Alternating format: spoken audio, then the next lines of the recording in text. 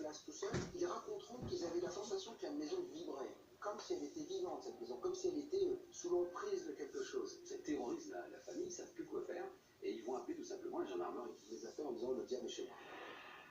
La terreur du père de famille est telle que les gendarmes, d'abord convaincus d'un canular, décident de se rendre sur les lieux. Ce qu'ils vont découvrir une fois sur place va les marquer à tout jamais.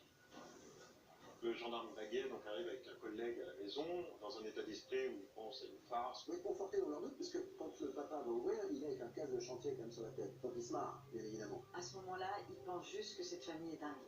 Pourtant, une fois à l'intérieur, les gendarmes vont devoir se rendre à l'évidence. Quelque chose d'anormal et d'effrayant semble avoir pris possession de cette maison. Ils vont constater qu'il y a un cirque pas possible. C'est-à-dire qu'en fait, il y a de la vaisselle éclatée par terre, des meubles renversés. Et donc ils se retrouvent à l'étage, et là c'est encore pire, ils vont dans les chambres, les boiseries, les lits sont fissurés, sont arrachés. Cette maison est complètement retournée à tel point qu'il va plutôt penser en fait à une dispute familiale un peu corsée. Les habitants de la maison vont dire très clairement, c'est pas nous qui avons fait ça, c'est le diable, hein, sont les esprits, la maison est hantée, les objets volés tout seuls, ils vont décrire tous les phénomènes auxquels ils ont pu assister. La maison est-elle hantée, comme le prétend la famille devant les gendarmes? Ces derniers vont très vite assister par eux-mêmes à des phénomènes inexplicables et inquiétants. Le gendarme Baguet va constater quelque chose qui va pour le coup faire changer d'avis, c'est-à-dire qu'il va avoir un téléphone, et surtout la prise du téléphone commencer à se tendre sérieusement, et la prise se débrancher toute seule sous la force de quelque chose qui a tiré sur le câble. Et là, il est terrorisé, il est à deux doigts de se prendre un livre qui est passé à travers la pièce. Là, il s'aperçoit vraiment que les choses se déplacent toutes seules, sans une interaction humaine. Confrontés à ces incroyables manifestations paranormales, les deux gendarmes, totalement désemparés, décident d'appeler des renforts. Quand ils arrivent, ils sont une dizaine, ils vont mener l'enquête, ce sont des gendarmes, quoi. Donc ils vont essayer de trouver s'il n'y aurait pas une bidouille, hein, et ils vont voir eux-mêmes des choses pour le moins intrigantes, c'est-à-dire un matelas se soulever, ils vont voir des meubles se casser, hein, notamment une table de chevet, en tout cas ils vont constater qu'elle est comme fracassée. Ils vont tout analyser, tout chercher, essayer de comprendre, et ils vont partir. Ils n'ont toujours pas compris. Très vite, la rumeur se répand. La maison d'Arbois-Tripon serait hantée par une force maléfique. Le père de famille lui-même accepte de se confier face caméra sur les terrifiants événements auxquels il a assisté. C'est qu'il se passait tout voler, en hauteur, tout en hauteur. Mes avant se culbutaient, la table se soulevait. Alors que cette maison maudite sème la peur parmi la population, l'affaire dépasse rapidement les frontières. Le porte-parole des gendarmes admet face aux journalistes les étranges phénomènes observés ce soir-là. Ce sont des gendarmes qui travaillent habituellement bien et donc ne sont pas sensibles à des influences particulières. Dans ce cadre-là, ce qu'ils ont vu sur place au moins, c'est quelques objets qui se sont déplacés dans l'air sans explication apparente. Que cache cette mystérieuse maison? Ces murs abriteraient-ils une force démoniaque, comme beaucoup le prétendent? En Belgique, évidemment, ça va immédiatement prendre beaucoup d'ampleur, mais ça va évidemment traverser les frontières. Tous les parapsychologues, les médiums, etc. vont aller sur place, mais aussi des scientifiques, des universitaires. Ils ont constaté qu'il y avait effectivement des lignes à haute tension qui traversaient la maison et qui pouvaient bombarder d'ondes électromagnétiques la maison. Il y a des eaux souterraines sous la maison où on pourrait avoir un champ magnétique qui peut faire se déplacer les objets dans une maison. Mais ça ne suffit pas à expliquer tous les phénomènes violents qui ont pu se passer dans la maison. Personne n'a pu trouver d'explication rationnelle face à ça. Alors que l'étrange maison n'a toujours pas livré ses secrets, la famille, traumatisée par ces phénomènes paranormaux, fait appel à un collège de médiums, espérant se débarrasser des esprits malfaisants qui hantent la maison. Les Dubar sont traumatisés par ce qu'ils vivent. Il faut savoir que c'est des gens très croyants, très superstitieux. Finalement, n'ayant pas trouvé d'explication, ils sont de plus en plus persuadés que leur maison est hantée. Donc ils vont faire venir tout un tas de médiums, de radiesthésistes qui vont avoir du travail. Et finalement, rien ne se passe. Ils se retrouvent toujours confrontés au même phénomène. Dans le village d'Arbois-Tripon, on ne parle plus seulement de maison hantée, mais aussi de possession démoniaque. Les regards se tournent alors vers un jeune homme en particulier.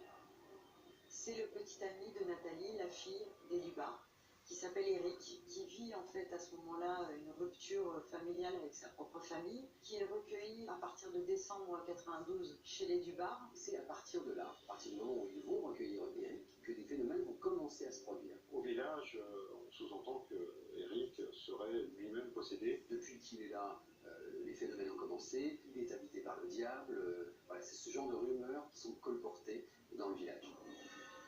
Le jeune homme serait-il sous l'emprise d'une possession démoniaque? Des éléments troublants vont conforter cette inquiétante idée.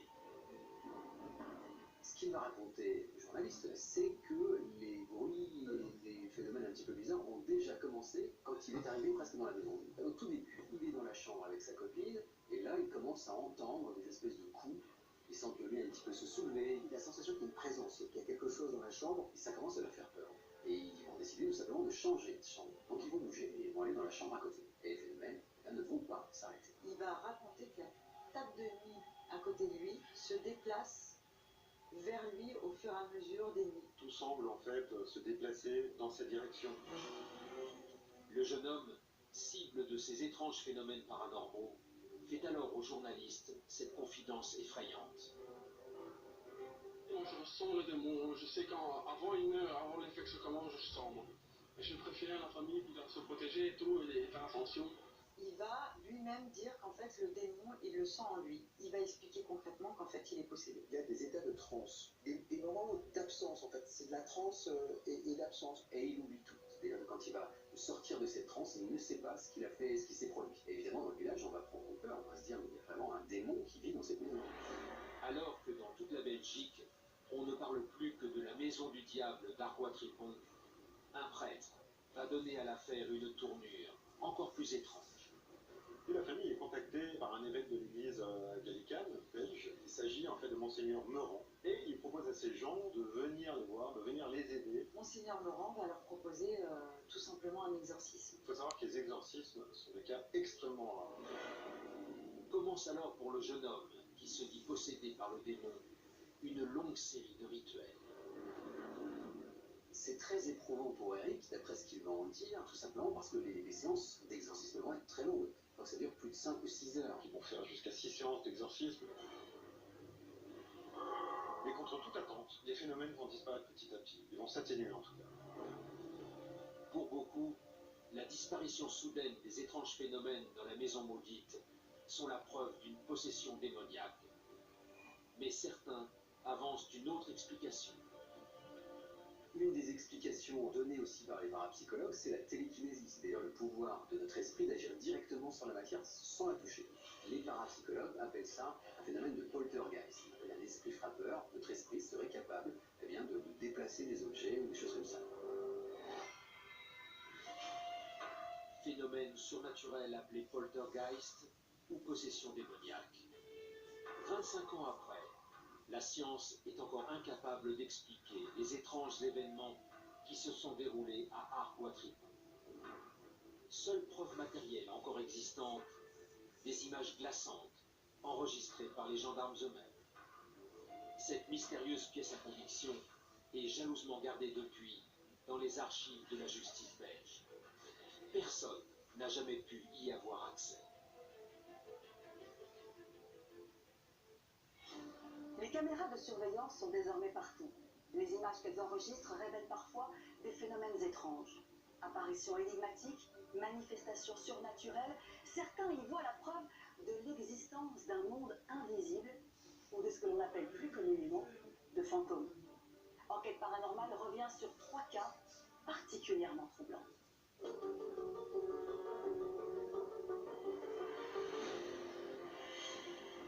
Les fantômes sont-ils réellement parmi nous? Je répondrais oui, mais encore faut-il entendre ce que l'on appelle fantôme. Moi, je dis souvent qu'il y a 90% des choses qui sont explicables. Il y a toujours 10%, 5 à 10% de choses qui ne le sont pas. Avec la multiplication des caméras de surveillance, de plus en plus de vidéos de phénomènes étranges sont régulièrement postées sur Internet